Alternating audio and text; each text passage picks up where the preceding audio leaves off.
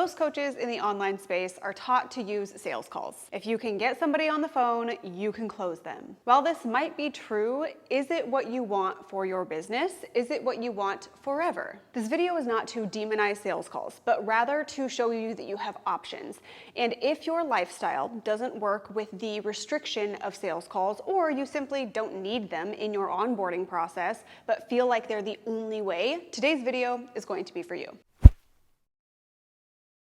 My name is Annie Miller, and I help you build a profitable and sustainable online health and fitness business without butt selfies or having to sell your soul to vanity metrics. Today, I do that by hopefully getting you the clarity that you need to confidently move away from sales calls, or potentially to make your sales call process more enjoyable for you. Sales calls have never fit my life. When I started my business, I was fresh out of college in an internship and coaching competitive cheerleading while training people in person. My schedule was hectic, to say the least. Could I have hosted sales calls on the phone, driving from one location to the next? I suppose. Did I feel that that was necessary? No. And did that seem appealing to me? Also no. Once my business was sustainably profitable, generating $3,000 to $4,000 a month on the online side in addition to my in-person training, my husband and I decided to travel the world in 2018 for a year. That's when I went fully online. While traveling the world, sales calls were also not conducive to my business or my life.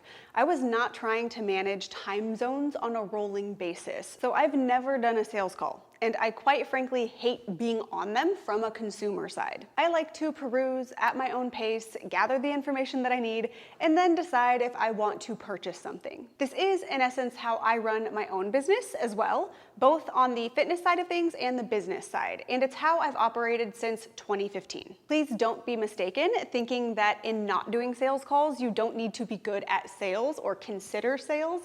It is quite the opposite. In not having sales calls, you need a foolproof sales strategy, and one that doesn't require you to get on the phone and confirm that someone is a good fit. Your messaging has to be on point, and you have to mitigate those possible objections that come up on sales calls without having to be on a sales call. In short, today's video is going to be all about your sales page and email marketing, as well as your onboarding process for any offer that you have. Sales is all about messaging, understanding your own offer, and understanding your ideal client. That's true whether you're on a sales call or you use a different tactic. So grab a pen and paper or your notes app, because you're going to need it for today's video. Before diving into how to get clients in the absence of a sales call, I do want to acknowledge the value that can come from having several conversations with potential clients, which is, in my mind, the value of having some experience with sales calls. When you're on a sales call, you have the potential to expedite understanding where your potential clients are at from a mental and an emotional standpoint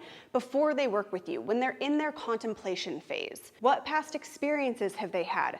What do they want? Where do they want to be? Why haven't they been able to get there? These are all things that we need to know about our ideal client. Also, you can gain that information from an application.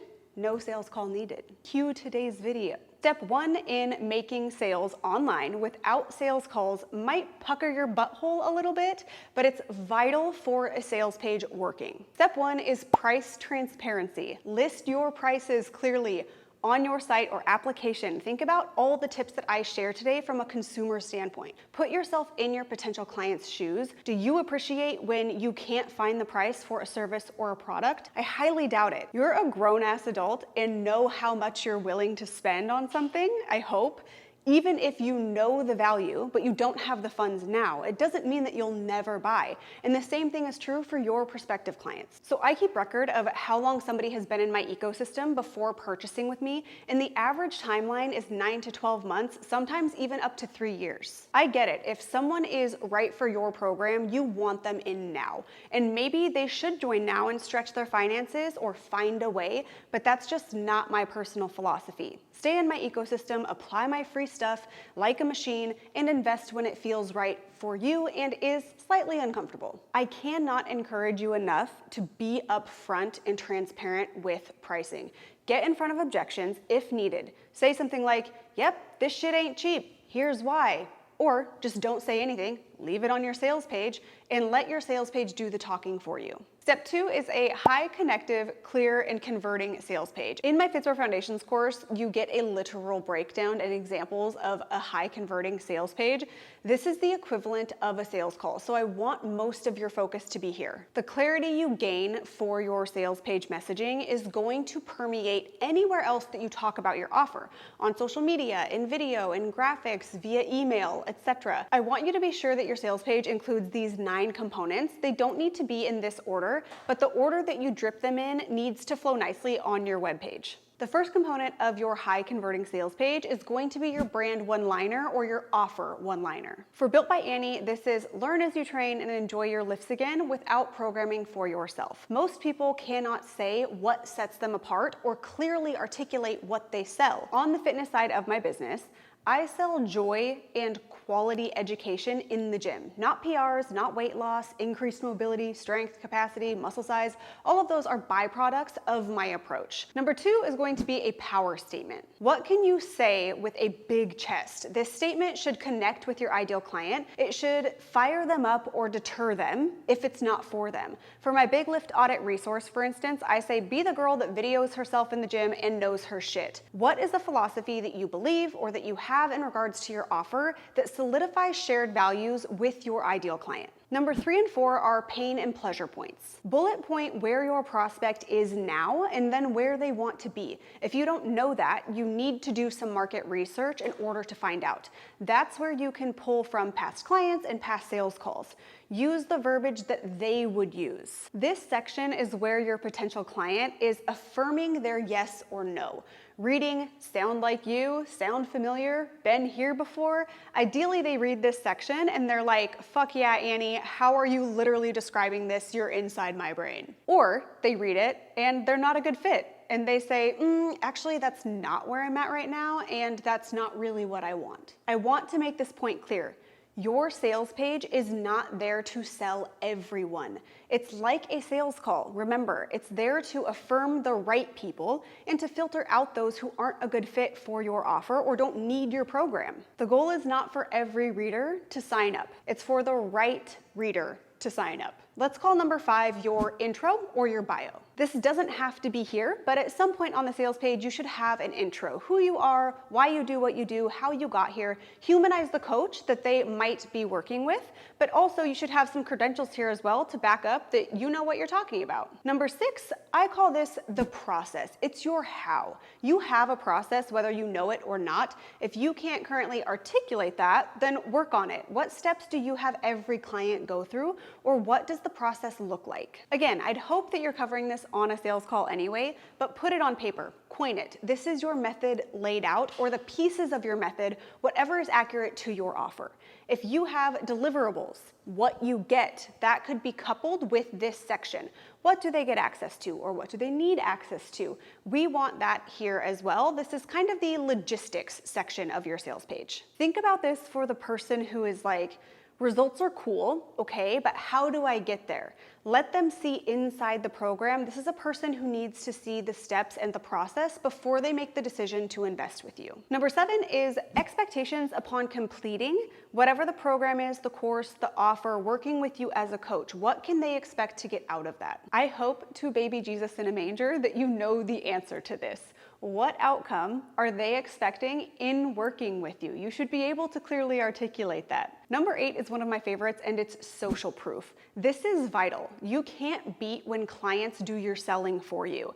If you need better social proof, check out my video on how to get raving client testimonies. They have the power to be a game changer in your marketing. When a client says, I did X and it worked, that client has no strings attached. When a client describes where they were before working with you and after working with you, a potential prospect can see themselves in that story. This has potential to be literal money for you. Obviously, social proof can come in many different forms, especially in health and fitness. Make it easy to digest and consume for people who are going to be viewing it on your sales page. Last, number 9 is a call to action. This seems obvious, but throughout the sales page or in one spot on the sales page, you'll have a button to apply now or enroll now or join today. And the price is shown on the page. If you have a range, post the range, but don't be secretive. What is the fucking point? Do you work with autonomous adults who know how to spend their own freaking money? I hope so. Give them the information that they need in order to make that empowered decision on their own. If you're able to close a sales call simply because someone feels put on the spot, then you're not succeeding. You're trash. With that, if you opt to keep doing sales calls, then your call to action would likely say schedule a consultation or something along those lines. And you can absolutely start that sales call by confirming that they are aware of the investment, naming it again in the beginning of that call. That brings us to step 3, which is your onboarding process. Create an application that covers everything you'd ask in a sales call. Sales calls are often redundant, and frankly, if you wholeheartedly enjoyed doing them, you wouldn't be here watching this video. The absence of sales calls should not decrease the communication. You are simply transferring that communication onto other places like your sales page and your application. When we don't have sales calls, the application becomes key in the onboarding process. I want you to think of red flags if those exist. Ask questions that get you the information that you need in order to determine from an application if this client is a hell yes or is a no. If there's no application and someone can simply pay and enroll in the offer, then disregard the application piece. Most people doing sales calls are providing a service that also requires some kind of application, which is why I mention it. So today I am not going to hand you an application on a silver platter, but be sure your application gets you the data and the answers that you'd need in order to give someone a green light or not for your offer. Once someone reads the sales page and fills out the application, assuming there is one, then the rest of your onboarding process would begin. That could include a more in-depth application or straight to a payment link and a contract. This is independent of your business and your offer model, but limit the lag time if at all possible. And for even clearer communication on the sales page or on the application, you can have a timeline laid out explaining the next steps that are going to take place. For instance, for Built by Annie, my sales page says how it works, followed by the first 3 steps of the onboarding process. Then in their welcome email, which is sent immediately upon them paying, they are informed again that they'll get an invite to set up their TrueCoach account and access their program within the next 48 hours. Start clear and concise communication from the get-go. This is one way that you can do that. People appreciate knowing what's coming, what they can keep their eye out for, so provide them with that if you can. I always say that you don't have a client until the money hits the bank. Someone filling out your application does not equal a sale for you. The sales process does not stop at the sales page. That's why your application is key as well if you have one. The next step is not required, but is something that I personally love and has been the GOAT of sales in the online space for decades probably. Before we get into that, tell me in the comments below if you currently use a sales page and an application, or just an application, just a sales page. What is your current setup for sales? Step 4 is email marketing. This is not at all restricted to not doing sales calls. You could absolutely use email marketing and probably should use email marketing regardless of doing sales calls or not. But it's a great addition to your overall strategy. Having an email list or a wait list for your offer provides a place to nurture and inform your warmest leads. If you want to make sales, you need leads. And email, in my opinion, is the best place to host those leads. If you're leading an email list to your sales page for a launch or a push of your service, so your opening spots, then you can pull from your sales page messaging and share a tidbit or expand on one sales page component to get them to go learn more about your offer. This video is not on how to launch with an email list or properly nurture an email list, so we will leave it there for now. But I suggest having an interest list of some kind that you regularly email or that you email specifically 2 to 3 weeks before opening spots or enrollment for your offer, depending on your business model. Having a solid sales page segmented into the segments we went over can make email marketing way more seamless. Your messaging lives in one place on that sales page, and you can use it in email as well as your sales page, but in an even more connective manner via that email. Hopefully this video gave you some tips in how to remove yourself from having to do sales calls in your business. I will see you guys in the next one.